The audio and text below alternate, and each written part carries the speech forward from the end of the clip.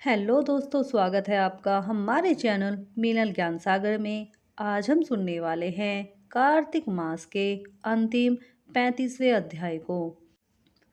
सोनक ऋषि ने पूछा, हे सूत जी, दूसरे द्वारा संकल्प द्वारा दिया हुआ पुण्य ही लगता है या बिना दिए हुए भी मिल जाता है? तब सूत जी ने कहा, पाप तथा पुण्य दोनों बिना दिए हुए भी मिलते हैं।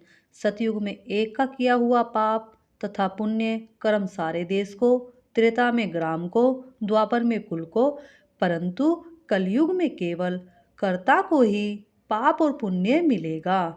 एक पात्र में साथ साथ भोजन करने वाले को पाप वह पुण्य का आधा भाग मिलता है। दूसरे की निंदा करने वाले को, सुनने वाले को अथवा चिंतन करने वाले को भी पाप पुण्य मिलता है। दूसरे का द्रव्य चुराकर दान देने वाला पाप का भागी होता है। पाप या पुण्य का उपदेश करने वाले को छठा अंश प्राप्त होता है। प्रजा का छठा अंश राजा को प्राप्त होता है। इसी प्रकार शिष्य से गुरु, पिता से पुत्र, स्त्री से पति भी छठे अंश पाते हैं, परंतु स्त्री पति का आधा पुण्य पाती है। इस प्रकार बिना दिए हुए भी एक दूसरे को पाप तथा पुण्य की प्राप्ति होती है। इस संबंध में अत्यंत पुण्य देने वाली एक प्राचीन कथा सुनो। कथा इस प्रकार है। एक समय उज्जैनी नामक नगरी में धनेश्वर नाम का ब्राह्मणोचित कर्मों से रहित, जुआरी, मदिरा पीने वाला, वैश्यगामी, रसकौमल तथा खाल बेचने वाला अत्यंत पापी ब्राह्मण रहता था।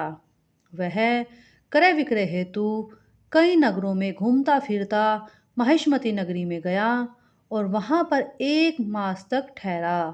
एक दिन नर्मदा नदी के तट पर उसने जप तप करने वाले ब्राह्मणों का पूजन तथा सायकाल शिव का दीपदान महोत्सव भी देखा। उसी रात्रि को एक सर्प ने उसे काट लिया। तब कुछ मनुष्य ने उसके मुख में तुलसी दल तथा नर्मदा का जल डाल दिया। इसके पश्चात उसकी मृत्यु हो गई और यमदूत उसे मारते पीटते हुए यमराज के पास ले गए। यमलोक में चित्रगुप्त ने क्रोध भरी दृष्टि से उसकी ओर देखते हुए यमराज से कहा, महाराज, ये बड़ा पापी है, इसने जीवन भर एक भी सत्कर्म नहीं किया। तब यमराज ने आज्ञा दी कि पहले इसे खोलते हुए तेल के कढ़ाई में डालना, उसके पश्चात मुद्गरों को मार लगाकर कुंभी पाक नरक में इसे डाल देना। परंतु जब उसे खोलते हुए तेल में डाला गया तो तेल एकदम शीतल और शांत हो गया। यह बात जब यमराज ने सुनी तो वे आश्चर्यचकित हुए। ठीक उसी समय नारद मुनि यमराज की सभा में पहुँचे। तब यमराज के पूछने पर नारद जी ने कहा, धनेश्वर, महापापी होने के कारण भी कार्तिक मास का व्रत करने वालों के सत्संग के प्रभाव से पुण्य आत्मा हो गया है। मृत्यु के समय नर्मदा तथा जल और तुलसी दल इसके मुख में छोड़े गए थे। विष्णु का नाम भी इसके कानों में पड़ा था। बस इसी कारण इसके सारे पाप क्षय हो गए। इतना कहकर नारद जी ब्रह्मलोक को चले गए। इसके पश्चात धनेश्वर कुबेर का अनुगामी धनन यज्ञ हुआ। इसके नाम से अयोध्या नगरी में भगवान गदाधर नाम का तीर्थ विख्यात हुआ। सूत जी ने अंत में कहा, हे ऋषियों, किसी इच्छा अथवा लालच से किया गया पाप गीला, काम रहित पाप सूखा कहा जाता है।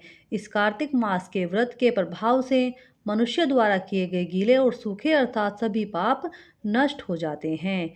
हे श्रोताओं, उस परम पिता परमात्मा की कृपा से कार्तिक मास महत्व संपूर्ण हुआ।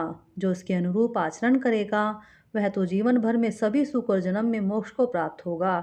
श्रद्धा पूर्वक इसको पढ़ने, सुनने और सुनाने वाला भी असीम पुण्य फल को प्राप्त करेगा।